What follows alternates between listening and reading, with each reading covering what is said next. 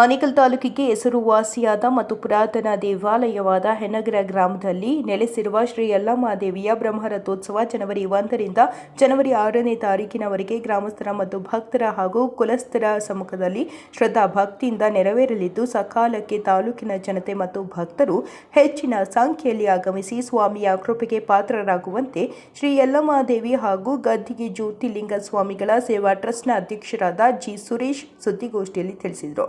ಇನ್ನು ವಿಶೇಷವಾಗಿ ಜನವರಿ 2ನೇ ತಾರೀಕಿನಂದು ಚಂಡಿಕಾ ಹೋಮ, ಲಲಿತ ಸಹಸ್ರನಾಮ ಪಾರಾಯಣ, ಜನವರಿ 3ರಂದು ಶ್ರೀ ಯಲ್ಲಮ್ಮಾದೇವಿಯ ಬ್ರಹ್ಮರಥೋತ್ಸವ, ರಾಸುಗಳ ಜಾತ್ರೆ, ಪಲ್ಲಕ್ಕಿ ಉತ್ಸವ ಸೇರಿದಂತೆ ಹಲವು ವಿಶೇಷ ಪೂಜಾ ಕಾರ್ಯಕ್ರಮಗಳನ್ನು ಆಯೋಜಿಸಲಾಗಿದೆ.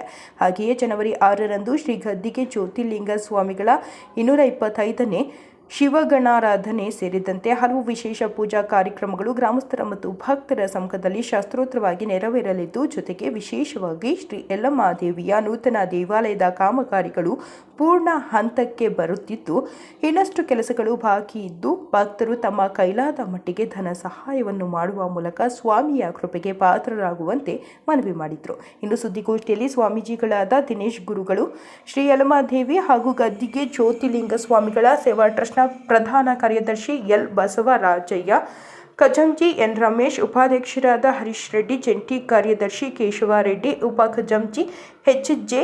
ಸಿದ್ದೇಶ್ ಮತ್ತು ಟ್ರಸ್ಟ್ನ ನಿರ್ದೇಶಕರುಗಳು ಭಾಗವಹಿಸಿದರು. ಶ್ರೀ ಗುರುಭ್ಯೋ ನಮಃ. ಸದ್ಗುರುವೇ ನಮಃ. ಆನೇಕಲ್ ತಾಲೂಕು ಬಹಳ ಇತಿಹಾಸ ಪ್ರಸಿದ್ಧವಾದಂತಹ ಯನ್ನಾಗರ ಗ್ರಾಮದ ಶ್ರೀ ಯಲ್ಲಮ್ಮದೇವಿ ಹಾಗೂ ಗದ್ದಿಗೆ ಜ್ಯೋತಿರ್ಲಿಂಗೇಶ್ವರ ಸ್ವಾಮಿಗಳ ಈ ಕ್ಷೇತ್ರದಲ್ಲಿ ಪ್ರತಿ ವರ್ಷದಂತೆ ಈ ವರ್ಷವೂ ಕೂಡ ಪದ್ಧತಿಗಳ ಪ್ರಕಾರವಾಗಿ ವರ್ಷ ನಡೆಸುವಂಥ ಪದ್ಧತಿಗಳ ಪ್ರಕಾರವಾಗಿಯೇ 1ನೇ ತಾರೀಕಿಂದ 6ನೇ ತಾರೀಕುವರೆಗೂ ಕೂಡ ಪ್ರತಿ ವರ್ಷದಂತೆ ಆ ದೇವಿಯ ರಥೋತ್ಸವಾದಿಗಳನ್ನು ಮತ್ತು ವಿಶೇಷ ಪೂಜಾದಿಗಳನ್ನು ನೆರವೇರಿಸಲು ತಾಯಿಯ ಪ್ರೇರಣೆ ಆಗಿದೆ. ಅದಕ್ಕೋಸ್ಕರ ಎಲ್ಲ ಭಕ್ತಾದಿಗಳು ಈ 6 ದಿನಗಳ ಕಾಲ ನಡೆಯುವಂತಹ ಈ ಜಾತ್ರೆ ಮಹೋತ್ಸವದಲ್ಲಿ ಪಾಲ್ಗೊಂಡು ಆ ತಾಯಿಯ ಕೃಪೆಗೆ ಪಾತ್ರರಾಗಬೇಕಾಗಿ ಎಲ್ಲ ಭಕ್ತಾದಿಗಳಿಗೆ ಸವಿನ ಪ್ರಾರ್ಥನೆ ಮಾಡ್ಕೊಳ್ತೀವಿ. ಲೋಕ ಸಮಸ್ತ ಸುಖಿನೋ ಭವಂತು, ಸಮಸ್ತ ಸನ್ಮಂಗಳಾನಿ ಭವಂತು. ಸಮಸ್ತ ಭಕ್ತ ವೃಂದಕ್ಕೆ ಸಾಷ್ಟಾಂಗ ನಮಸ್ಕಾರಗಳು. ಈ ಒಂದು ಗದ್ದಿಗೆ ಜ್ಯೋತಿರ್ಲಿಂಗ ಸ್ವಾಮಿ ಮತ್ತು ಯಲ್ಲಮ್ಮದೇವಿಯ ಒಂದು ಕೃಪಾಶೀರ್ವಾದದಿಂದ ಸುಮಾರು 225 ವರ್ಷದ ಶಿವಗಣಾರಾಧನೆಯನ್ನು ಮತ್ತು ಇತಿಹಾಸ ಪ್ರಸಿದ್ಧ ಒಂದು ನಮ್ಮ ಒಂದು ಲೆಕ್ಕಕ್ಕೆ ಪ್ರಕಾರ ಒಂದು 300 ವರ್ಷಗಳಿಂದ ಇಲ್ಲಿ ಹಿಂದ್ಗಡೆ ದೇವಸ್ಥಾನನ ಒಂದು ದೇವಿನ ಪ್ರತಿಷ್ಠಾಪನೆ ಮಾಡಿದ್ದಾರೆ ನಮ್ಮ ಜ್ಯೋತಿರ್ಲಿಂಗ ಸ್ವಾಮಿ ಗುರುಗಳು. ಈಗ ಅದೇ ಒಂದು ಜ್ಯೋತಿರ್ಲಿಂಗ ಸ್ವಾಮಿ ಪ್ರತಿಷ್ಠಾಪನೆ ಮಾಡಿದ್ದ ಒಂದು ಲಿಂಗವನ್ನು ಅಥವಾ ತಾಯಿಯನ್ನು ಮತ್ತೆ ಪುನರ್ ಪ್ರತಿಷ್ಠಾಪನೆ ಮಾಡಿದ್ದೀವಿ. ಈಗ ಒಂದು ಮೊದಲನೇ ವರ್ಷ ಈ ಒಂದು ಪುರಾತನವಾಗಿದ್ದಂಥ ಒಂದು ದೇವಸ್ಥಾನವನ್ನು ಎಲ್ಲ ಜೀರ್ಣೋದ್ಧಾರ ಮಾಡಿ ಈಗ ಎಲ್ಲ ಭಕ್ತವೃಂದ ಮತ್ತು ಎಲ್ಲ ಭಕ್ತ ಸಮೂಹದಿಂದ ಮತ್ತು ಎಲ್ಲ ದಾನಿಗಳಿಂದ ಕೂಡಿ ಈ ಒಂದು ಸೇವಾ ಕೈಂಕರ್ಯಗಳ ಮುಖಾಂತರ ನಾವೆಲ್ಲ ದಾನ ಧರ್ಮಗಳನ್ನು ತಗೊಂಡು ಈಗ ಈ ಒಂದು ಒಳ್ಳೆ ದೇವಸ್ಥಾನವನ್ನು ಮಾಡಿದ್ದೀವಿ. ಮತ್ತು ಇದೇ ಥರ ಮಾಡ್ಕೊಂಡೋಗಿ ಇನ್ನು ನೆಕ್ಸ್ಟು ಇದನ್ನು ಈ ಒಂದು ಆನೇಕಲ್ ತಾಲೂಕಿನಲ್ಲೇ ಒಂದು ದೊಡ್ಡ ಮಟ್ಟದಲ್ಲಿ ಈ ತಾಯಿಯ ಹೆಸರನ್ನು ಬೆಳೆಸಬೇಕು ಅಂತ ನಾವೆಲ್ಲರೂ ಕೈ ಪಣ ತಟ್ಟು ನಿಂತಿದ್ದೀವಿ ಎಲ್ಲ ಸೇರಿ. ಮತ್ತು ಈಗ ಈ 1ನೇ ತಾರೀಕಿಂದ ಜಾತ್ರಾ ಮಹೋತ್ಸವ, ಇದು ಮೊದಲನೇ ವರ್ಷ ಅಂತ ಹೇಳ್ಬೋದು. ನಾನು ಹೇಳ್ಬೇಕಾದ್ರೆ ನಮ್ಮ ಹೊಸ ದೇವಸ್ಥಾನ ಶುರು ಮಾಡಿದ್ಮೇಲೆ ಕಂಪ್ಲೀಟ್ ಆದಮೇಲೆ ಮೊದಲನೇ ವರ್ಷ ಅಂತಲೇ ಹೇಳ್ಬೋದು. ನಾವು 225 ವರ್ಷಗಳಿಂದ ನಮ್ಮದು ಇಲ್ಲಿ ನಡ್ಕೊಂಬರ್ತಾ ಇದೆ. ಬಟ್ ಈ ಜಾತ್ರೆಯನ್ನು ಮೊದಲನೇ ವರ್ಷ ಅಂತ ನಾವು ಈ ಹೊಸ ದೇವಸ್ಥಾನದಲ್ಲಿ ಮಾಡ್ತಾ ಇದ್ದೀವಿ. ಎಲ್ಲರೂ ಸೇರಿಕೊಂಡು ಇನ್ನು ಮೇಲೆ ಈಗ 1ನೇ ತಾರೀಕಿಂದ ಧ್ವಜಾರೋಹಣ ಮತ್ತು 2ನೇ ತಾರೀಕು 3ನೇ ತಾರೀಕು ಜಾತ್ರಾ ಮಹೋತ್ಸವ ತುಂಬ ಒಂದು ವಿಜೃಂಭಣೆ ನಡೆಯಬೇಕು ಅಂತ ಹೇಳ್ಬಿಟ್ಟು ನಾವೆಲ್ಲ ಇಲ್ಲಿ ಪ್ರಾಕಾರ ಎಲ್ಲ ಸಿದ್ಧ ಮಾಡ್ಕೊಂಡಿದ್ದೀವಿ. ಎಲ್ಲರೂ ಸೇರಿಕೊಂಡ್ರಿ, ಭಕ್ತರಿಂದ ಎಲ್ಲ ಸೇರಿಕೊಂಡು ಮತ್ತು ತಮ್ಮ ಕೈಲಾದ ತನು ಮನ ಧನವನ್ನು ಅರ್ಪಿಸಿ ಈ ಒಂದು ನಾವೇನು ಅಂದ್ಕೊಂಡಿದ್ದೀವಿ. ಈಗ ಈ ದೇವಸ್ಥಾನ ಇನ್ನು ನಮ್ಮ ಒಂದು ಲೆಕ್ಕಾಚಾರದಲ್ಲಿ ಇನ್ನೊಂದು 8-9 ತಿಂಗಳಿಗೆ ರಾಜಗೋಪುರನೂ ಕಂಪ್ಲೀಟ್ ಮಾಡ್ತೀವಿ. ಅಂದರೆ ಈ ವರ್ಷವೇ 2026 ಕೊನೆಯ ಒಳಗಡೆ ರಾಜಗೋಪುರಗಳನ್ನು ಕಂಪ್ಲೀಟ್ ಮಾಡಲಿಕ್ಕೆ ಮತ್ತು 4 ಕಡೆಗೆ ಗೋಪುರಗಳನ್ನ ಕಂಪ್ಲೀಟ್ ಮಾಡಿ ಮತ್ತು ಜೊತೆಲಿ ಈಗ ಹಳ್ಳಿಕಟ್ಟೆ ಮತ್ತು ಒಂದು ಕಲ್ಯಾಣಿ, ಒಂದು ರಂಗಮಂದಿರ, ಒಂದು ಗೋಶಾಲೆ ಮತ್ತು ನೆಕ್ಸ್ಟು ಸ್ಟೇಜಲ್ಲಿ ಒಂದು ವೃದ್ಧಾಶ್ರಮ ಅನಾಥಾಶ್ರಮನೂ ಮಾಡೋಣ ಅಂತ ಹೇಳ್ಬಿಟ್ಟು ಎಲ್ಲರೂ ಪಣ ತೊಟ್ಟಿದ್ದೀವಿ. ಅದೆಲ್ಲರ ಕೈಲೂ ಜೊತೆ ಸೇರಿಕೊಂಡ್ರೆ ಅದನ್ನು ಮಾಡ್ಬೋದು. ಇಲ್ಲಿ ಒಂದು ದೊಡ್ಡ ಮಟ್ಟ ಇಲ್ದಿದ್ರು ನಮ್ಮ ಒಂದು ದೇವಸ್ಥಾನದ ಮಟ್ಟಿಗೆ ಒಂದು 100 ಜನ ಅನಾಥ ಮಕ್ಕಳು, ಒಂದು 100 ಜನ ವೃದ್ಧರನ್ನ ಇಲ್ಲಿ ಒಂದು ಅಂದರೆ ಒಂದು 3 ಸ್ಟಾರ್ ಹೋಟೆಲಲ್ಲಿ ಇದ್ದಂಗೆ ಆ ಲೆವೆಲಲ್ಲಿ ಇದನ್ನು ಮಾಡಬೇಕು ಅಂತ ಒಂದು ಯೋಚನೆ ಮಾಡಿದ್ದೀವಿ. ಮತ್ತು ಇಲ್ಲಿ ಒಂದು ಅಗೇನ್ ನಾವೇನು ಮಾಡಿದ್ದೀವೋ ಒಂದು ಸಮುದಾಯ ಭವನನ ಅದನ್ನು ನೆಕ್ಸ್ಟ್ ಲೆವೆಲ್ಗೆ ಅದನ್ನು ರಿನೋವೇಷನ್ ಮಾಡೋಣ ಅಂತ ಹೇಳ್ಬಿಟ್ಟು ಯೋಚನೆ ಮಾಡಿದ್ದೀವಿ. ಮತ್ತು ಈ ಫ್ರಂಟಲ್ಲಿ ಒಂದು ಥೀಮ್ ಪಾರ್ಕ್, ಒಳ್ಳೆ ಥೀಮ್ ಪಾರ್ಕು ನೋಡಿ, ಮಕ್ಕಳು ಬಂದ ತಕ್ಷಣ ಸ್ವಲ್ಪ ಹೊತ್ತು ನಮಸ್ಕಾರ ಮಾಡ್ತಾರೆ, ಪೂಜೆ ಮಾಡಿದ ತಕ್ಷಣ ನೆಕ್ಸ್ಟು ಏನಿದೆ ಆಟ ಆಡಲಿಕ್ಕೆ ಏನಿದೆ ಅಂತ ಹೇಳ್ತಾರೆ. ಅದಕ್ಕೆ ಒಂದು ಥೀಮ್ ಪಾರ್ಕ್, 2 ಕಡೆ ಥೀಮ್ ಪಾರ್ಕು. ಮತ್ತು ಮಹಾದ್ವಾರನ ಹೆಂಗೆ ಮಾಡಬೇಕು ಅಂದ್ಕೊಂಡಿದ್ದೀವಿ ಅಂದರೆ ಈ ಮಿನಿ ಉಜ್ಜಯಿನಿ ಮಾಡೋಣ ಅಂತ ಹೇಳ್ಬಿಟ್ಟು ಅಲ್ಲಿ ಸ್ಟಾರ್ಟ್ ಆದರೆ ಅಲ್ಲಿಂದ ಇಲ್ಲಿವರೆಗೂ ನಾವು ಅದೇ ನಡ್ಕೊಳ್ತಾ ಬಂದು ಆ ತಾಯಿಗೆ ನಮಸ್ಕಾರ ಮಾಡೋ ಥರ ಮಾಡೋಣ ಇಲ್ಲಿ ಅಂತೇಳಿ ಅಂದ್ಕೊಂಡಿದ್ದೀವಿ. ಮತ್ತು ಇದು ಜಾತ್ರೆನ ಎಲ್ಲರೂ ಸೇರಿಕೊಂಡು ವಿಜೃಂಭಣೆಯಿಂದ ಮಾಡೋಣ, ಎಲ್ಲರೂ ಸೇರ್ಕೊಳ್ಳಿ. ಇದೊಂದು ಒಂದು ಒಳ್ಳೆ ಕಾರ್ಯ. ಇದು ನಾವು ಹೇಳ್ತಾ ಇರಬೇಕಾದ್ರೆ ಇದು ದೇವಸ್ಥಾನ, ಹೊಸ ದೇವಸ್ಥಾನ ಆದಮೇಲೆ ಮೊದಲನೇ ಜಾತ್ರೆ ಇದು. ಎಲ್ಲ ಸೇರ್ಕೋಣ. Thank you. ನಮಸ್ತೆ. ಶಿವಾಯ.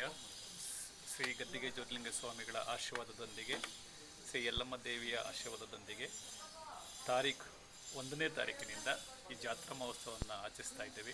ನಮ್ಮ ಅಧ್ಯಕ್ಷ ಹೇಳಿದ ಹಾಗೆ ಮತ್ತು ನಮ್ಮ ದಿನೇಶ್ ಗುರುಗಳು ಹೇಳಿದ ಹಾಗೆ ಈ ತಾಯಿ ಸುಮಾರು 225 ವರ್ಷಗಳಿಂದ ನೆಲೆಸಿ ಇಲ್ಲೆಲ್ಲರಿಗೂ ಆಶೀರ್ವಾದ ಮಾಡಿಕೊಂಡು ಭಕ್ತಾದಿಗಳನ್ನು ಕರೆಸ್ಕೊಂಡು ವಿಜೃಂಭಣೆಯಿಂದ ಜಾತ್ರೆ ನಡೆಸ್ತಾ ಇದ್ದೀರಿ.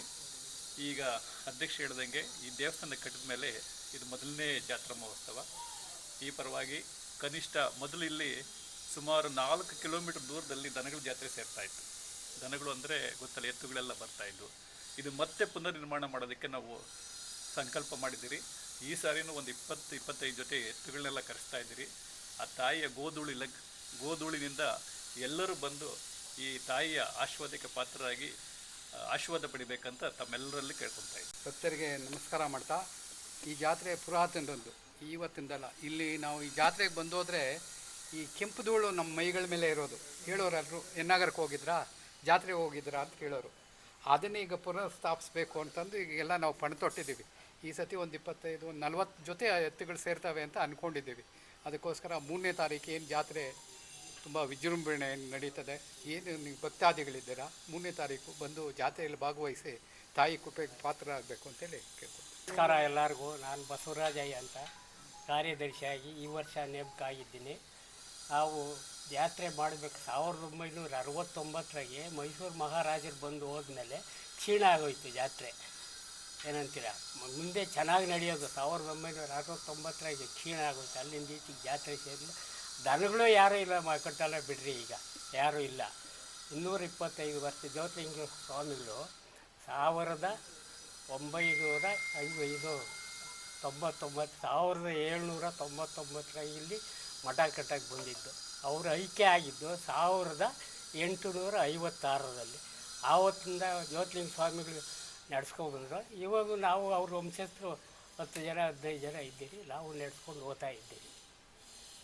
ನಮ್ಮ ಜೊತೆ ನೀವು ಇದ್ದೀವಿ, ನಾವು ಇದ್ದೀವಿ ಅಲ್ಲ ಇಲ್ಲೇ.